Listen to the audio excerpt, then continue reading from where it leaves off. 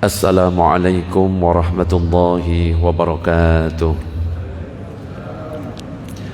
Bismillah walhamdulillah wassalatu wassalamu ala rasulillah Sayyidina Muhammad ibn Abdillah wa ala alihi wa sahbihi wa man walah, la hawla wa la quwata illa billah, amma ba'du. Nawayna ta'alluma wa ta'lim والتذكر والتذكير والنفع والانتفاع والإفادة والاستفادة والحث على تمسك بكتاب الله وسنة رسوله والدعاء إلى الهدى والدلالة على الخير وابتغاء وجه الله مرضاته وقربه وثوابه سبحانه وتعالى إلى حضرة النبي المصطفى محمد صلى الله عليه وسلم. الفاتحة. أعوذ بالله من الشيطان الرجيم. بسم الله الرحمن الرحيم.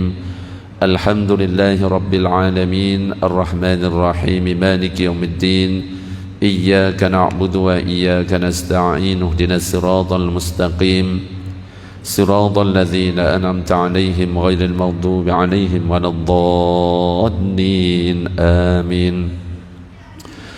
Para jamaah, Bapak Ibu yang dirahmati oleh Allah, alhamdulillah pada kesempatan pagi ini kita bersyukur kepada Allah karena kita masih diberikan kesehatan, masih diberikan kesempatan untuk bisa melaksanakan sholat subuh berjamaah. Mudah-mudahan kita senantiasa istiqomah dalam ketaatan. Amin ya rabbal alamin. Para jamaah, Bapak Ibu yang dirahmati oleh Allah, pada kesempatan pagi ini kita akan melanjutkan kajian kita seputar fikih sholat, dan kita sudah masuk ke tata cara sholat. Sebelumnya kita sudah membahas tentang muqaddimah, apa yang kita bahas, dalil baik dari Al-Quran dan hadis tentang kewajiban sholat dan apa hukumannya bagi orang yang meninggalkan sholat. Maka sekarang kita mulai masuk ke gerakan-gerakan, bacaan-bacaan dari sholat. Para jamaah, Bapak Ibu yang dirahmati oleh Allah, yang akan kita bahas pertama kali adalah tentang niat. Kita semuanya tahu bahwa ada hadis yang diriwayatkan oleh Imam Al-Bukhari, dikatakan innamal a'malu binniyati wa innama likulli imri'in ma nawa, bahwa setiap amalan itu tergantung pada niatnya dan setiap orang itu akan mendapatkan sesuai dengan yang diniatkan. Yang perlu kita ketahui, niat dalam sholat itu termasuk rukun. Jadi jangan sampai niat itu tidak kita lakukan sehingga sholat kita itu hanya sia-sia. Ibaratnya kita melakukan gerakan sholat, sholatnya sudah mirip dengan sholatnya Nabi, tapi tidak disertai dengan niat, maka itu hanya dinilai seperti olahraga biasa. Begitu juga ketika wudhu, kita cuci muka, cuci tangan, usap kepala, basuh kaki, tapi tidak disertai dengan niat, maka itu seperti kita mencuci anggota badan yang kebetulan sama dengan anggota wudhu. Jadi yang membedakan antara ibadah dengan kebiasaan itu adalah niat. Makanya Nabi mengatakan innamal a'malu binniyat wa innamal likulli imri'in ma nawa. Setiap amalan itu tergantung pada niatnya dan setiap orang akan mendapatkan sesuai dengan apa yang diniatkan. Nah, yang jadi masalah itu adalah, bahkan ini juga pertanyaan bagi kita, ketika kita melaksanakan sholat, kapan niat dilakukan? Coba bapak-bapak, kira-kira selama ini ketika sholat niatnya kapan? Sebelum takbir, setelah takbir, atau saat takbir? Saat takbir. Ibu-ibu, banyak yang salah faham tentang definisi dari niat. Banyak yang mengatakan bahwa niat itu yang kalimat usolli fardhos subhi rakaataini makmuman lillahi ta'ala. Itu bukan niat, tapi itu lafadz niat, dan itu dilakukan sebelum takbir. Dan itu hukumnya sunnah. Kalau seandainya ini tidak dilakukan tetap sah, yang penting niat dalam hati itu yang harus dilakukan. Syukur-syukur kita bisa melakukan dua-duanya. Dilafatkan sebelum takbir, ketika takbir kita melaksanakan niat bersamaan di dalamnya. Kenapa? Karena definisi niat Sebagaimana disebutkan di dalam kitab Fathul Qorib, itu dikatakan an-niyatu wa hiya qasdu syai' muqtarinan bi fi'lihi wa mahalluha al-qalbu. Niat itu adalah menyengaja melakukan sesuatu berbarengan dengan perbuatan dan tempatnya di hati. Jadi yang dimaksud niat itu adalah yang bersamaan dengan perbuatan. Sekarang pertanyaannya, sholat itu perbuatan pertama adalah takbir. Kenapa? Definisi sholat adalah aqwalun wa af'alun muftatahatun bitakbir. Perbuatan-perbuatan, ucapan-ucapan yang diawali dengan takbir. Maka perbuatan pertama dari sholat itu adalah takbir, maka niat itu bersamaan dengan takbir. Maka niat yang benar kalau dalam mazhab Syafi'i itu bersamaan. Ketika kita mengangkat tangan Allahu Akbar, saat lafaz Allahu Akbar lintaskan dalam hati, saya sholat fardhu duhur. Kenapa? Dijelaskan wa mahalluha al-qalbu. Tempatnya niat itu di dalam hati. Sebenarnya ada lanjutannya, wa talaffudzu biha sunnatun, melafatkan hukumnya sunnah.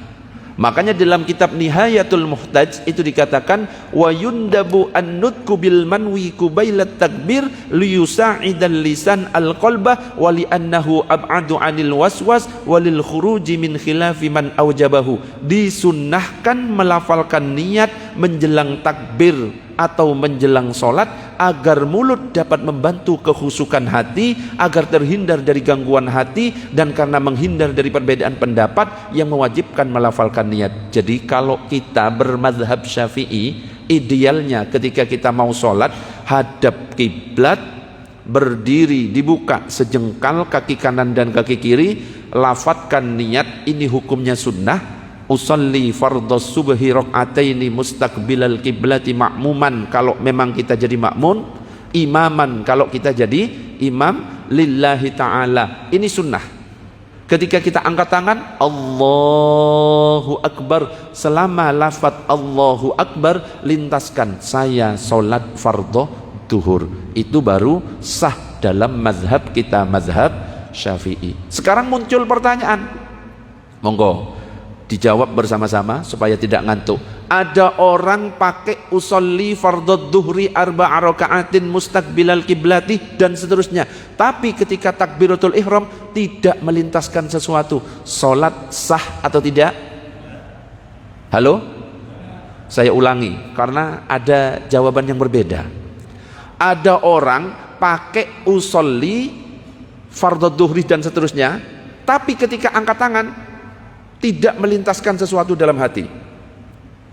Allahu Akbar, sah atau tidak? Sekarang saya balik. Ada orang gak pakai usolli, tapi ketika mengangkat tangan dia melintaskan dalam hati, Allah, saya sholat fardhu duhur. Sah atau tidak? Nah, ini yang harus difahami.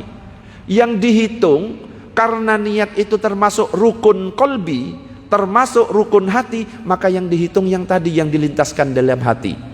Tapi kalau kita bermadhab Syafi'i, mau mengamalkan dalam madhab Syafi'i, idealnya lengkap, pakai usolli sunnah, angkat tangan, lintaskan dalam hati, baru ini baru sah. Allahumma sholli ala sayyidina Muhammad. Cuma kita nggak boleh gampang menyalahkan pendapat yang lain. Kalau kita lihat di Masjidil Haram atau Masjid Nabawi, itu agak beda dengan kita. Kenapa? Mazhabnya beda, bukan mazhab Syafi'i seperti mayoritas di negara Indonesia. Makanya kalau di Indonesia kadang-kadang ada yang takbirnya agak lama, betul? Allahu Akbar. Pernah lihat yang seperti itu? Karena dia melintaskan di dalam hati. Mungkin yang dilintaskan itu lengkap. Saya sholat fardhu duhur 4 rakaat menghadap kiblat makmum karena Allah. Padahal sebenarnya singkat saja sudah sah. Saya sholat fardhu duhur makmum, itu sudah sah sebenarnya.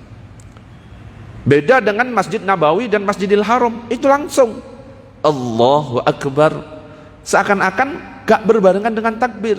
Memang benar. Kenapa? Di Masjid Nabawi dan di Masjidil Haram tidak pakai mazhab Syafi'i, tapi itu pakai mazhab Hambali. Dan beda cara takbirnya, cara niatnya ketika kita berbicara mazhab Hambali. Coba kita lihat. Imam Abu Hanifah dan Imam Ahmad bin Hambal, sebagaimana dikatakan dalam kitab Al-Majmu' Syarhul Muhadzab yang ditulis oleh Imam Nawawi, yajuzu an tataqaddama an-niyatu 'ala takbir bi zamanin yasirin bihaitsu la ya'ridu syaghilun 'anis shalah. Niat diperbolehkan mendahului sebentar sebelum takbir sekiranya tidak ada hal yang mengalihkan perhatian dari salat. Jadi kalau mazhab Hambali seperti yang terjadi di Masjidil Haram dan Masjid Nabawi, itu niatnya sebelum takbir. Langsung lintaskan dalam hati, saya sholat fardhu duhur. Makanya cepat Syekh Sudes kalau ngimami, Allahu Akbar. Apakah itu sah? Sah menurut mazhab Hambali.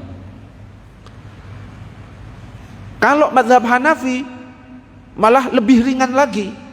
Kalau ada orang yang mengeluarkan sepeda motor, sudah pakai baju koko, pakai surbannya, ngambil sandal, nurunkan sepeda motor, itu sudah dikatakan niat.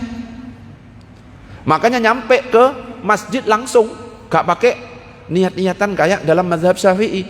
Allahu Akbar, itu mazhab Hanafi.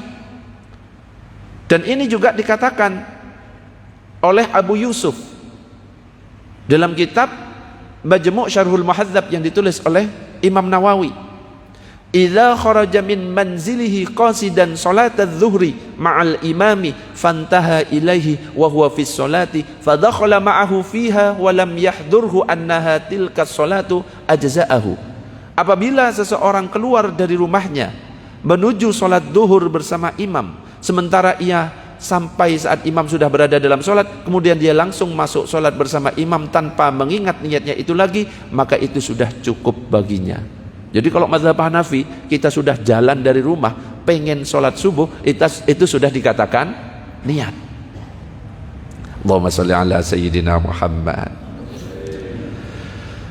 Dalam kitab Al-Mizanul Kubra, wa min dzalika qaulul Imam Abi Hanifah wa Ahmad annahu yajuzu taqdimun niyyah 'ala takbir bi zamanin yasirin ma'a qauli Malik wa Syafi'i bi wujubi muqaranatiha litakbir wa annaha la tujzi'u qablahu wa la ba'dahu.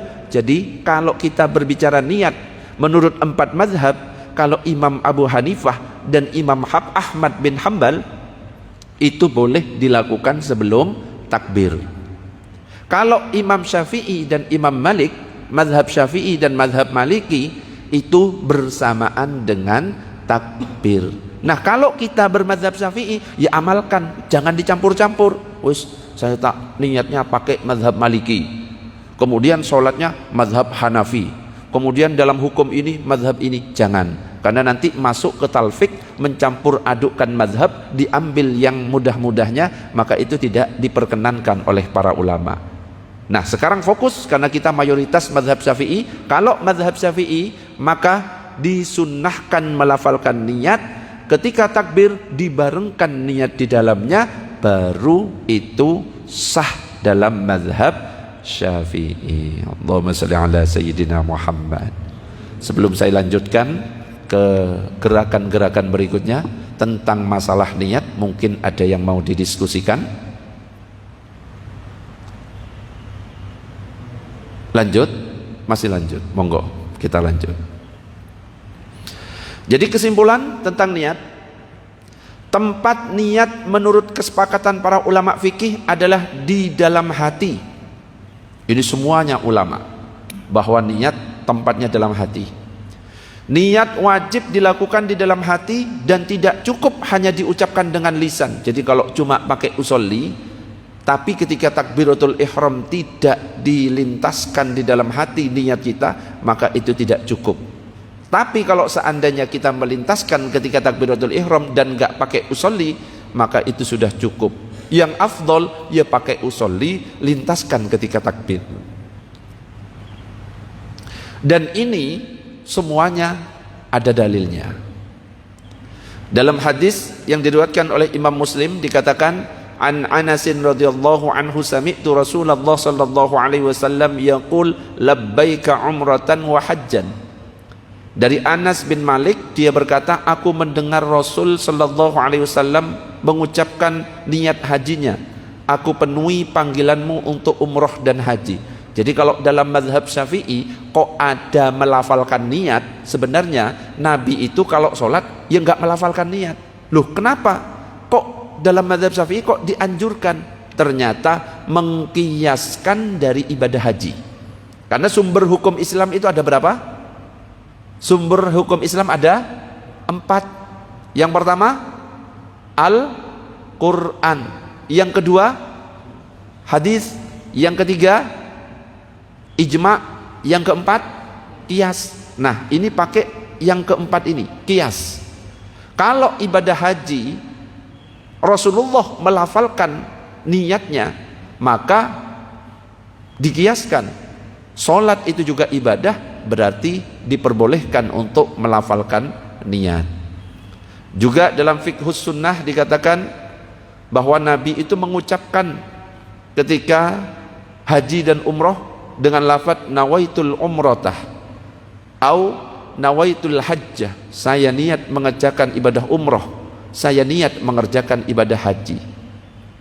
Dan juga dalam hadis juga dikatakan dari Umar, Nabi SAW bersabda, malam ini malaikat yang diutus oleh Rabbku datang kepadaku. Saat itu beliau sedang berada di lembah Al-Aqiq, dan malaikat itu berkata, sholatlah di lembah yang penuh barokah ini, dan katakanlah aku berniat melaksanakan umroh dalam ibadah haji ini. Jadi ada kalimat katakanlah, berarti ini mengisyaratkan boleh mengucapkan. Karena ibadah haji juga ibadah, sholat juga ibadah, maka sesama ibadah berarti boleh dilafatkan. Begitu juga ini juga mengkiaskan dari peristiwa ketika itu Rasulullah pernah datang ke salah satu istrinya, ke Sayyidah Aisyah, kemudian bertanya apakah ada makanan. Ternyata Sayyidah Aisyah itu mengatakan tidak ada. Maka kemudian Rasulullah mengatakan, fa inni idzan asumuh, ya sudah kalau begitu saya berpuasa. Dan itu diucapkan. Makanya ketika kita puasa Ramadan, kadang-kadang ketika habis tarawih kita dituntun oleh imam untuk melafatkan niat puasa. Nawaitu sauma ghadin an adai fardhi syahri, dan seterusnya.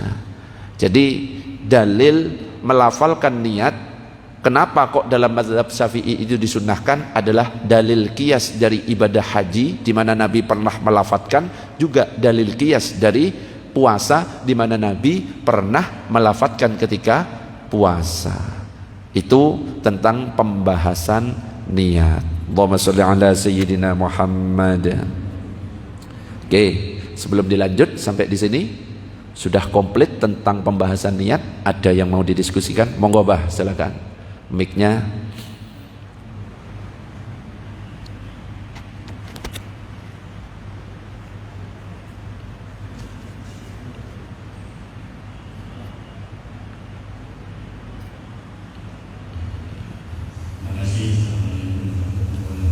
Waalaikumsalam warahmatullahi wabarakatuh.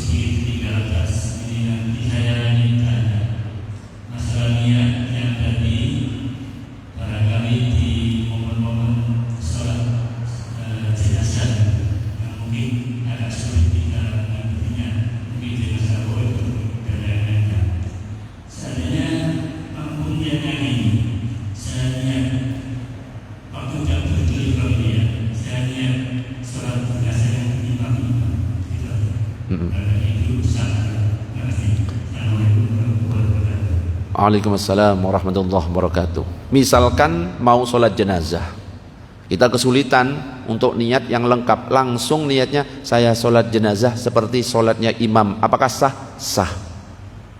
Lafadznya gimana? Kalau misalkan kebingungan lafadz, kadang-kadang orang-orang itu karena repot dengan lafadz, akhirnya apa? Ya wes gak puasa. Mau 10 Muharram, biasanya banyak yang WA, Ustadz lafadz niat puasa Muharram apa? Padahal cukup tinggal apa? Di dalam hati, besok tak puasa 10 Muharram, itu sudah sah. Termasuk ketika kita sholat jenazah misalkan, kita nggak ngerti ini jenazah laki-laki ataupun perempuan, kan beda kan? Kalau jenazah laki-laki nanti mayyitah ya kan? Mayyitati, betul? Mayyiti, mayyitati. Langsung aja angkat tangannya, Allahu Akbar. Selama lafaz takbir, saya sholat jenazah seperti sholat jenazahnya imam. Sudah, itu juga sudah cukup dan sah. Jadi nggak perlu direpotkan. Termasuk nanti kalau ada puasa-puasa sunnah, nggak perlu kalau misalkan memang nggak hafal. Kalau hafal niatnya, ya alhamdulillah juga dilafalkan. Termasuk puasa Ramadan, kalau nggak hafal nawaitu shauma ghadin an ada'i fardhi syahri dan seterusnya, nggak perlu dipaksakan. Wis langsung besok saya puasa Ramadan tahun ini, itu sudah sah. Syukur-syukur kalau misalkan ya hafal lafadznya, ya dilintaskan di dalam hati, itu afdol. Boleh bah, dan itu sah dan cukup. Ada lagi pertanyaan yang lain? Monggo. Lanjut. Allahumma shalli ala sayyidina Muhammad. Dan niat ini dilakukan ketika berdiri. Jadi kalau berdiri ini adalah rukun bagi orang yang memang mampu berdiri. Kalau sholat wajib, kalau dia masih mampu berdiri, wajib dia berdiri. Gak boleh dia duduk. Makanya kalau ada orang mungkin dia sakit, gak bisa rukuk, gak bisa sujud, tapi dia mampu berdiri, gak boleh dia langsung ambil kursi kemudian memposisikan duduk kemudian takbir. Gak boleh. Kenapa? Dia berarti meninggalkan rukun berdiri yang sebenarnya dia mampu, malah ditinggalkan. Jadi kalau kita nggak mampu rukuk saja, nggak mampu sujud saja, maka yang dapat rukhsah atau keringanan adalah ketika rukuk dan sujud. Adapun kalau dia masih mampu berdiri, maka dia tetap wajib berdiri. Makanya dalam hadis dikatakan,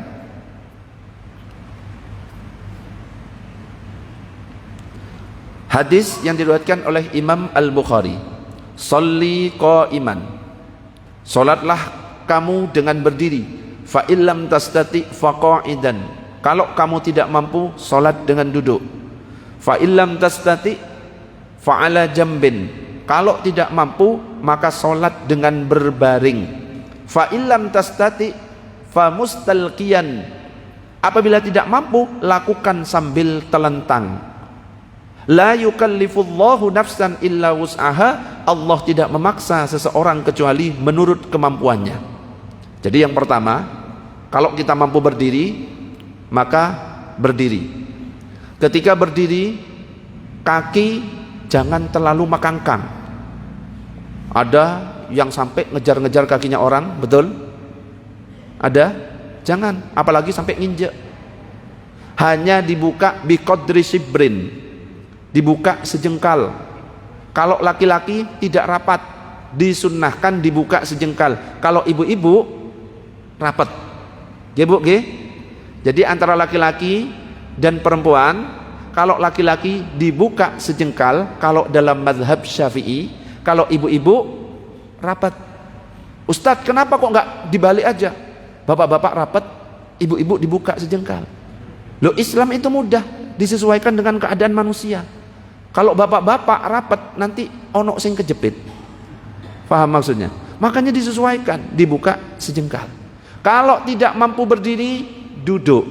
Duduk yang paling afdol, duduk iftirash. Ustadz gak mampu duduk iftirash, bisanya tawarruk, boleh.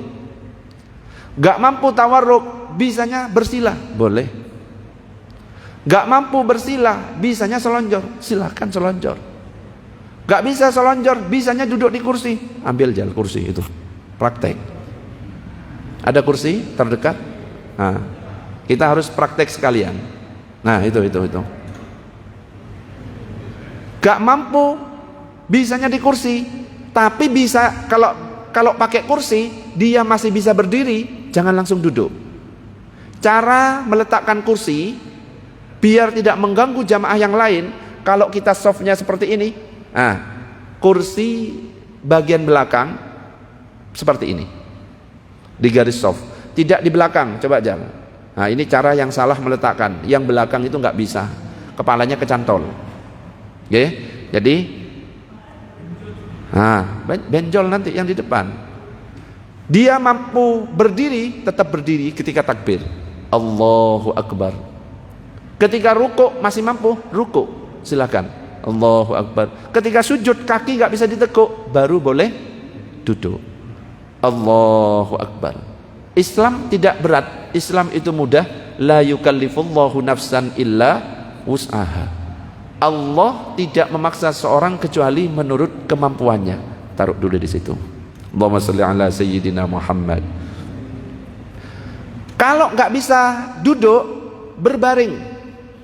Fa'ala jambin, berbaring itu kepala di utara, kaki di selatan, seperti jenazah ketika dibaringkan, hadap ke kiblat.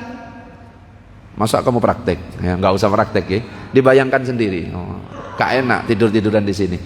Kepala di utara, kaki di selatan. Ustadz gak bisa berbaring, telentang.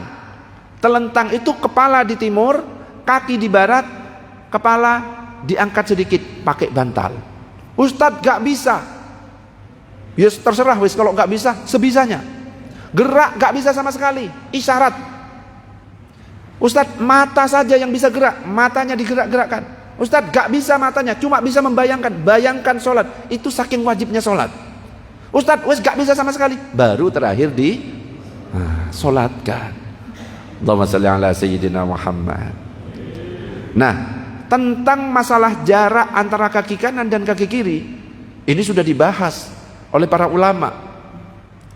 Seperti madhab Hanafi, Al-Hanafiyatu qaddaru at-tafrija bainahuma biqadri arba'i asabi fa in zada aw naqasa kuriha. Kalau mazhab Hanafi, jarak kerenggangan antara kaki kanan dan kaki kiri 4 jari, itu mazhab Hanafi. Jadi enggak ada yang sampai mekangkang lebar, 4 jari ukur. Nah, 4 jari kecil tapi tidak rapat. Kalau mazhab Syafi'i, qaddaru at-tafrija bainahuma biqadri shibrin, sejengkal. Tidak terlalu lebar, juga tidak rapat, berbeda dengan ibu-ibu. Kalau ibu-ibu rapat. Al-Malikiyah, mazhab Maliki, merenggangkan kedua telapak kaki dianjurkan, bukan sunnah. Beda kalau mazhab Maliki itu. Intinya ya dianjurkan tetap. Mereka berkata yang dianjurkan yaitu dengan posisi sedang, perkiraan saja, ya antara 4 sama sejengkal itu perkiraan. Artinya apa? Tidak terlalu lebar, mekangkang sampai memakan soft atau menginjak kaki lainnya. Begitu juga mazhab Hambali. Mazhab Hambali juga mengatakan ukuran ini sama dengan kalangan mazhab Hambali, hanya saja kalangan mereka tidak membedakan antara penamaan mandub atau sunnah, sedang. Jadi kesimpulannya, mazhab Hanafi 4 jari, mazhab Syafi'i sejengkal, mazhab Maliki sedang, mazhab apalagi yang belum, Hambali juga sedang. Jadi nggak ada yang sampai mekangkang kakinya. Jadi soft ketika mau diukur, minimal yang rapat itu adalah bahu. Tapi kita nggak usah heran kalau misalkan ada masjid kok kakinya juga rapat, berarti itu pakai pendapat yang lain, seperti Syekh Nasiruddin Al-Albani, sampai mata kaki rapat, nggak usah kaget. Tapi kalau mazhab Syafi'i, kaki kanan dan kaki kiri dibuka biqadri shibrin, sejengkal. Kalau mau rapat minimal bahunya yang menyentuh. Minta tolong Pak Herdam satunya, buka sejengkal, kakinya berdiri di sebelah, agak rapat. Nah, bahu. Jadi kalau bahu yang dijadikan patokan, tidak ada yang kesulitan duduk. Tapi kalau seandainya mau mempraktikkan pendapatnya Syekh Nasiruddin Al-Albani yang mata kaki juga dirapatkan, itu kadang-kadang ya ada yang risih jamaah yang lain itu. Ya, bahkan ada yang iseng. Ada yang ngejar kaki, yang satunya tambah menjauh. Akhirnya kakinya tambah lebar. Allahumma shalli ala sayyidina Muhammad. Contoh. Nah, ini kesimpulannya. Mazhab Hanafi 4 jari, Maliki dan Hambali sedang, mazhab Syafi'i sejengkal. Kalau berdiri, pandangan ke tempat sujud. kaki kanan dan kaki kiri tidak bentuk V. Sunnahnya ngadep kiblat. Tapi nggak usah memaksakan bagi bapak atau ibu, Ustadz susah ini kalau. Nggak apa-apa, ini kesunahan. Jadi kesunahannya menghadap ke arah kiblat jarinya itu. Tapi kan ada yang sudah susah kan, nggak usah dipaksa. Ini cuma kesunahan. Kalau ibu-ibu rapat, cuma kakinya nggak kelihatan ini. Nah ini duduk jauh. Posisi kaki perempuan, tumit belakang sejajar rata. Kalau posisi kaki laki-laki, satu jengkal, kurang lebih 22,86 cm. Tumit belakang sejajar rata, menghadap kiblat. Kalau memang bisa, dan itu dianjurkan. Ini yang nggak boleh. Ada tak yang kayak gini? Ini tidak boleh. Ya, ini nggak rapat malah. Wong perintahnya imam itu apa? Sawu sufufakum fa inna taswiyatas shaffi min tamamis shalah. Kita diperintahkan untuk lurus rapat. Lagi sing rapat cuma kakinya. Dikejar-kejar. Kok ya yang kanan kiri itu iseng tambah menjauh. Akhirnya kayak gini. Ini nggak boleh. Allahumma shalli ala sayyidina Muhammad. Sebelum dilanjut sampai di sini ada pertanyaan? Monggo, silakan. Silakan mic dulu, mic biar kedengaran.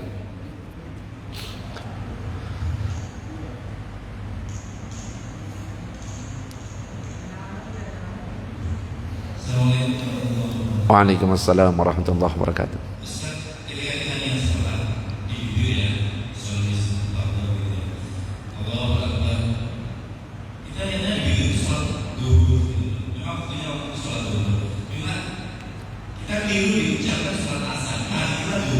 Oh iya, bisa difahami. Usollinya salah, betul? Misalkan saya mau sholat duhur, ketika usolli fardal asri arba' raka'atin mustaqbilal kiblati ma'muman lillahi ta'ala, takbir Allahu Akbar, selama lafaz Allahu Akbar lintasannya benar, betul? Saya sholat fardhu duhur 4 rakaat jadi makmum karena Allah. Apakah sah? Sah. Kenapa? Yang dihitung adalah yang di dalam hati. Tapi kalau yang salah yang di dalam hati gak sah. Niatnya benar, sholat duhur, usolli fardhu duhri dan seterusnya. Ternyata ketika ngangkat Allah, saya sholat asar, salah.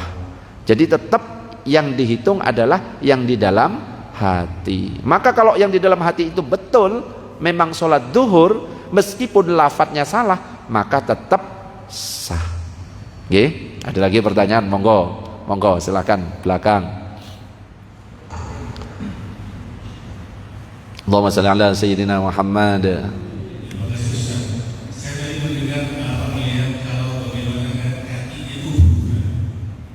Kaki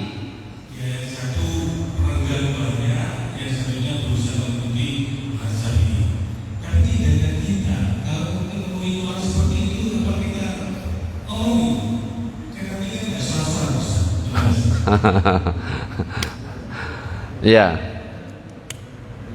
oke. Kaki, tentang masalah kaki, ada yang mekangkang, betul? Apa yang dilakukan oleh kita, gitu? Ya, sebenarnya kita yang nggak usah usil, nggak usah iseng.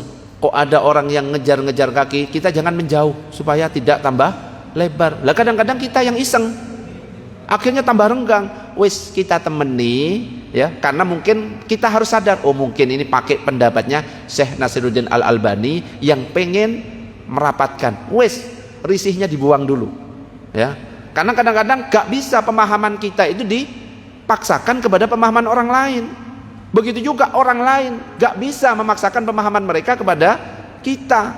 Kita mungkin risih ya, tapi kalau sudah ngaji kayak gini, kita kan paham, oh mungkin ini pakai pendapat yang rapat banget, ya sudah ikuti saja, daripada kita malah ngerjain tambah menjauh, mekangkang terus. Justru itu tidak mendapatkan keafdolan dari soft.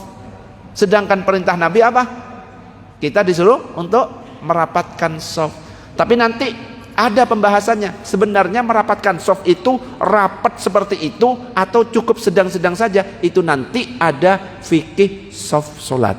Nanti akan saya sampaikan. Sebenarnya Nabi itu mengatakannya apa?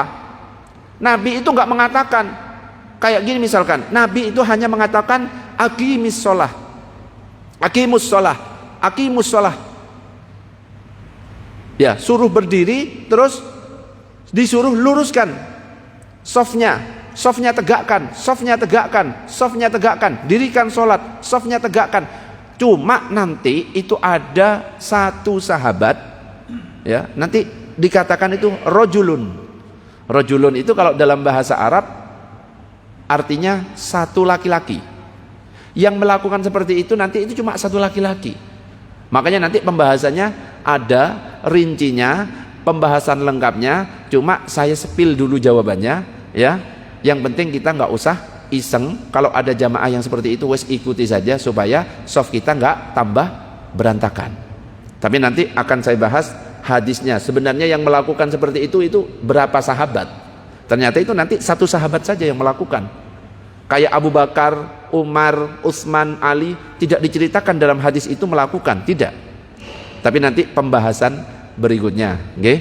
Biar kita fokus cara dulu. Allahumma sholli ala sayyidina Muhammad. Monggo, tadi ada yang angkat tangan, silakan.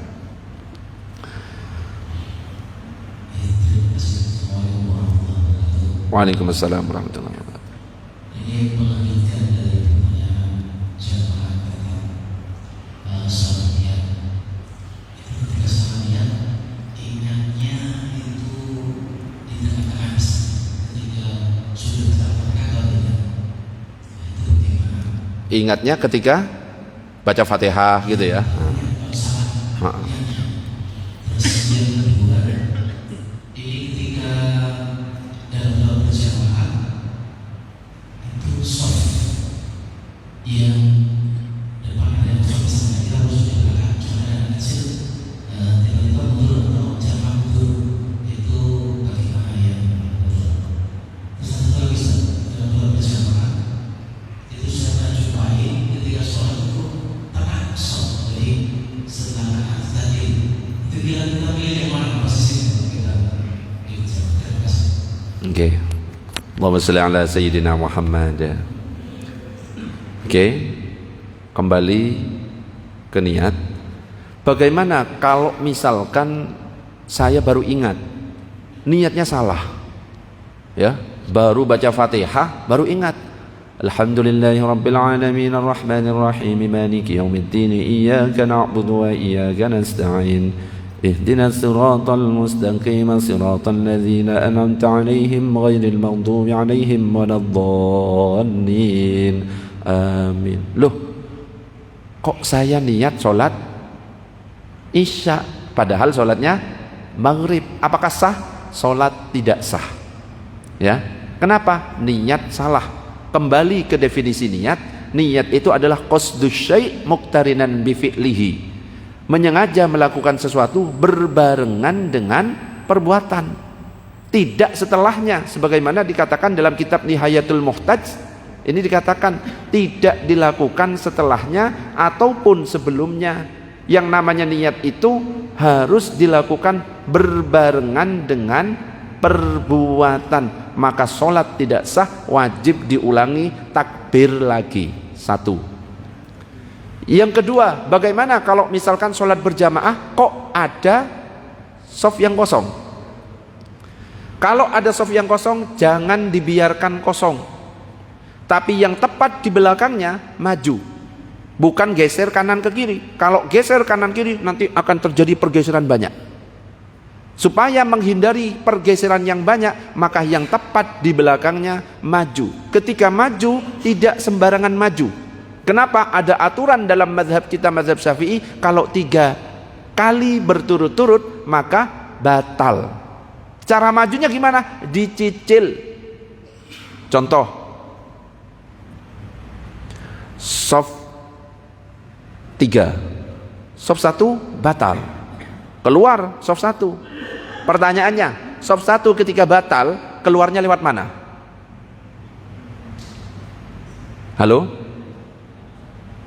Mau lewat nerobos rapat banget. Boleh nggak kalau seandainya lewat nerobos sana? Jadi kalau dalam keadaan darurat tidak apa-apa, jangan ditutup ya, batal. Ayo ditutup yang ke sana, mau ke sini ditutup. Akhirnya orangnya wis putus asa duduk di mimbar, wis tak tungguin aja, kan kasihan. Wis biarkan aja. Kalaupun mau nerobos dikasih lewat. Nah ketika kosong maju. Cara majunya dicicil, tidak boleh berturut-turut 3 langkah. Coba berturut-turut 1, 2, 3, 4, 5 batal. Tapi dicicil 1 tutup. Nah ketika sudah berdiam sejenak gini, hitungannya ulang dari awal. Maju lagi 1 tutup. Belum lurus 1 tutup. Selesai. Nah sekarang posisi berjamaah. Ini nanti ada fikih sholat berjamaah. Cuma saya spill dikit ya. Bagaimana kalau seandainya soft 1 penuh, soft 2 penuh, soft 3 ada yang 1 datang, dia sendirian di belakang. Gimana caranya? Bolehkah dia sholat sendirian di belakang soft 1 dan soft 2 yang sudah penuh? Kalau dalam mazhab Syafi'i hukumnya makruh. Dia sah sholatnya tapi tidak mendapatkan pahala berjamaah. Caranya gimana supaya mendapat pahala jamaah? Dia nyolek yang di depan, maka yang dicolek di depan itu mundur. Tapi karena ini pembahasannya bukan fikih sholat berjamaah, maka kita tunda bab berikutnya, kita fokus lagi. Allahumma shalli ala sayyidina Muhammad. Ya biar penasaran, ya apa caranya ya. Yang ngaji jadi tambah banyak. Ini kan tambah banyak ini. Dari pertemuan 1, pertemuan kedua ini bertambah, alhamdulillah. Oke, ada pertanyaan? Pertanyaan berikutnya apa? Tadi? Sudah ya? Monggo. Waalaikumsalam warahmatullahi.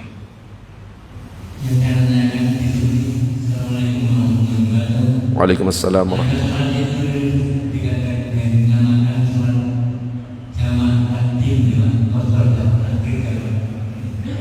Ya. Siapa? Ya. Apa yang dinamakan dengan jamak takdim, jamak qasar, jamak takhir? Ada salah satu keringanan yang diberikan kepada musafir jika perjalanannya mencapai kurang lebih 81 km. Musafir itu boleh menjamak juga boleh mengqasar. Jamak itu mengumpulkan 2 sholat. Duhur dikumpulkan dengan asar. Kalau dilakukan di waktu asar, kalau dilakukan di waktu duhur, namanya jamak takdim. Duhur asar dilakukan di waktu duhur, namanya jamak takdim. Duhur asar dilakukan di waktu asar, namanya jamak takhir. Itu kalau dilakukan 4-4. Kalau dilakukan 2-2, itu namanya qasar. Qasar itu artinya meringkas, dan boleh juga. Yang penting memenuhi syarat perjalanan kurang lebih 81 km. Jamak sekaligus qasar. Duhur asar dikerjakan di waktu duhur, di qasar, maka akhirnya sholatnya menjadi 2-2. Gitu Bah, nggih? Itu yang dimaksud dengan jamak takdim, jamak takhir, juga qasar. Nanti ada fikih khusus jamak qasar. Bagaimana cara niatnya dan lain sebagainya. Ini jawaban sementara singkatnya seperti itu. Ada lagi pertanyaan? Monggo.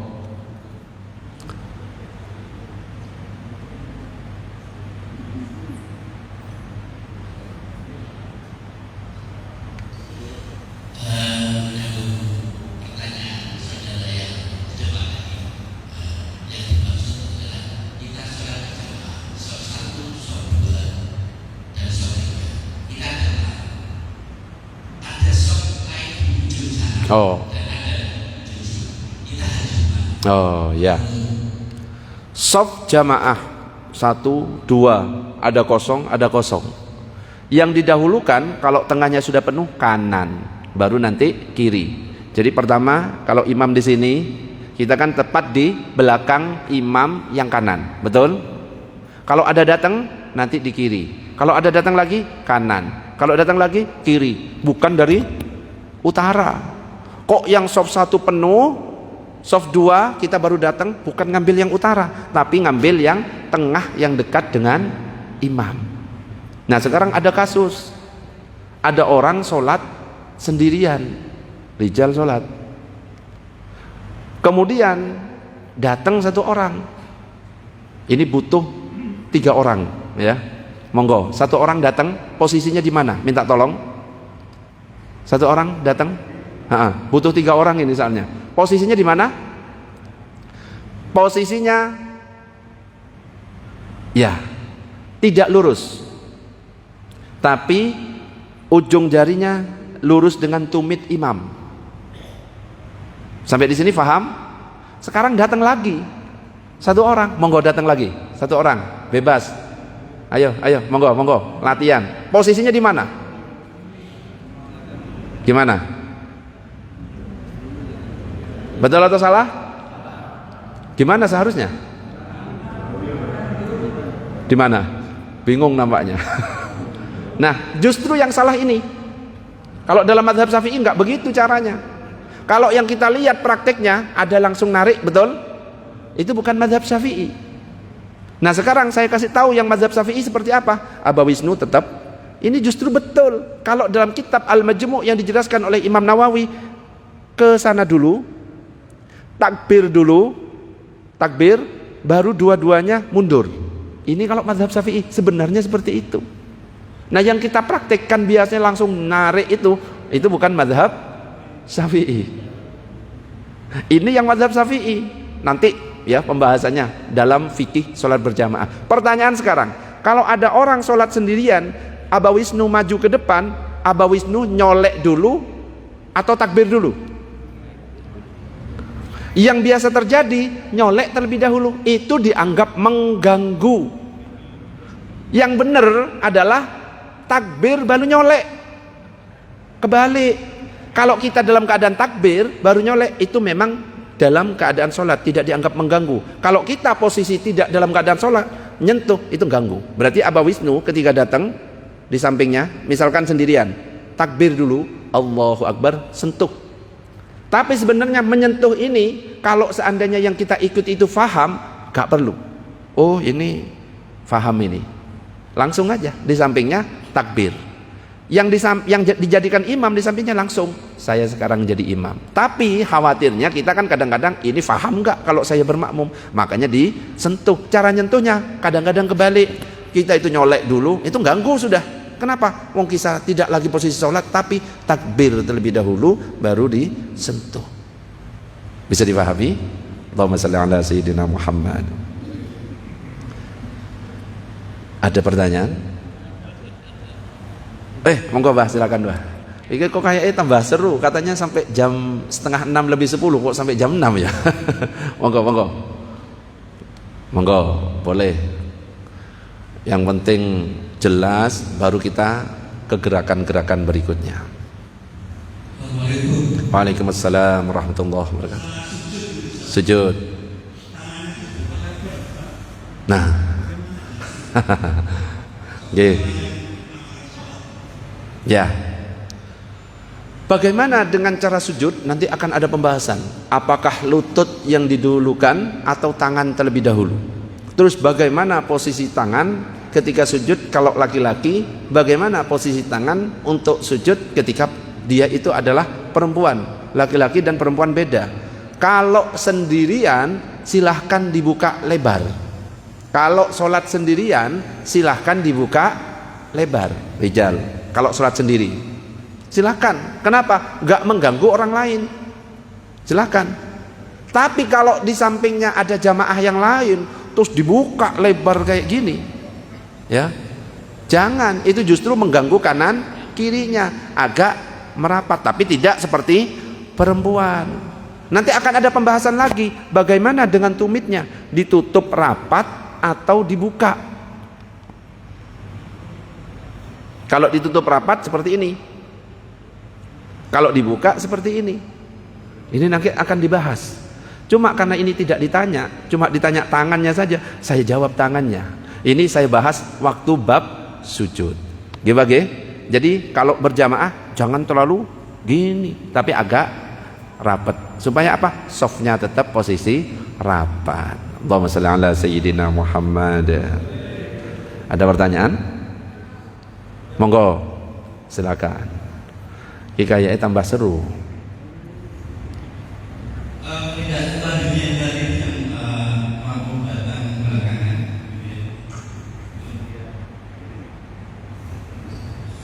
Itu kalau mau nanti Ustaz, dia datang satu belakangan ya, di belakang satu-satunya sebelah kiri. Kemudian kan mundur lagi gitu Ustaz yang tadi. Kalau satunya nggak ngerti gimana Ustaz? Jadi kalau yang mundur satunya nggak ngerti, zoom aja seperti itu kondisinya. Ya, yang nggak ngerti nanti setiap Sabtu ketiga suruh ngaji di Masjid Nurul Iman, nggih.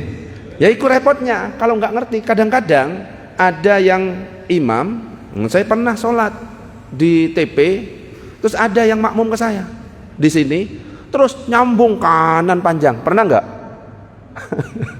Ya kenapa? Ya itu karena tidak mengerti. Lah ini wes kadung mundur, yang ini nggak paham, tetap di situ. Ya sudah, yang penting kita sudah melakukan. Masalah nggak paham, ya sudah, itu mungkin karena belum ngaji. Kalau misalkan mau negur nanti silahkan, Pak mundur ya. Kalau misalkan kita jamaah yang satunya mundur biar lurus. Tapi yang ngomongnya itu kadang-kadang kalau kita nggak iso jaga omongan kita bisa menyinggung perasaan.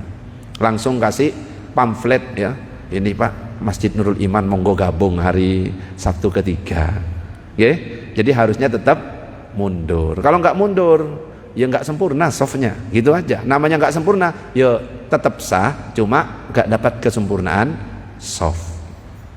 Ada lagi pertanyaan?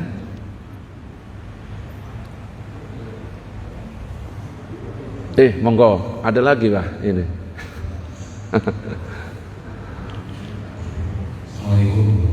Waalaikumsalam warahmatullahi wabarakatuh.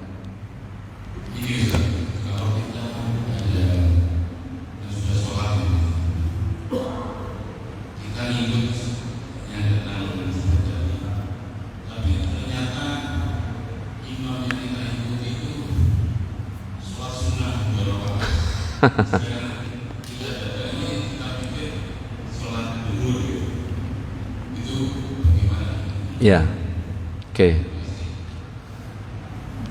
Mau sholat jamaah, kita ngikut orang yang lagi sholat. Ternyata dia sholat ba'diyah, betul? Pernah kan?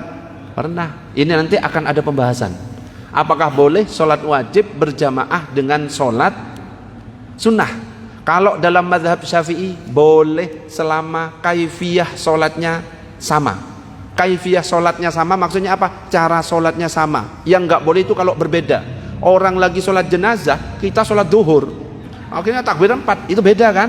Nah selama sholatnya caranya sama, ini kan 2 rakaat tapi gerakannya sama, ya takbir, ya ruku, ya sujud. Maka yang lagi sholat sunnah kok ada yang nepuk, jangan ditolak, biarkan, dan dia tetap dapat fadilah sholat berjamaah. Nanti akan saya bahas ya, tapi belum, cuma saya jawab singkat dulu. Boleh. Dan orang yang sholat sunnah jangan nolak, biarkan dia ikut. Kalau kita lagi ba'diyah duhur kan nggak jahar, ya wes nggak jahar. Meskipun ba'diyah isya nggak jahar, sesuai dengan yang kita sholatkan, kita sholat aja, tetap lanjutkan sholatnya. Yang bermakmum biarkan, kecuali kalau memang cara sholatnya beda. Lagi ada orang sholat jenazah, sholat jenazah itu nggak ada rokaatnya, cuma berapa takbir? 4 takbir loh, terus ada yang duhur, nah itu yang tidak sah. Allahumma shalli ala sayyidina Muhammad.